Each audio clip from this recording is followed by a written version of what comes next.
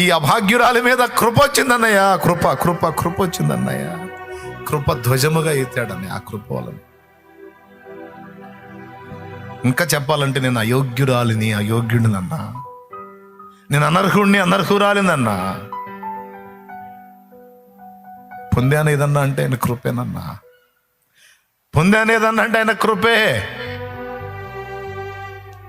ఆ కృప యందు, ఆయన యందు అతిశయపడాలి మనం. ఇంకా అంతకుమించి ఏముంది చెప్పు? ఇది కదా పద్ధతి, మన హృదయంలో ఉండాల్సిన అమరిక ఇది కదా. కానీ ఇప్పటిదాకా మనం తప్పు ట్రాక్లోనే ఉన్నాం. మనం కలిగి ఉన్న వాటిని గొప్పగా ఎంచుకున్నాం, కానీ అన్నిటికంటే టాపులో ఆయన కృప ఉందన్న సంగతి మనం విస్మరించాం. ఎంత శాశ్వత కృప చూపాడో చూడు. పర్వతాలు తొలగినా, మెట్టలు తత్తరిల్లినా, నా కృప నిన్ను విడిచిపోదన్నాడు.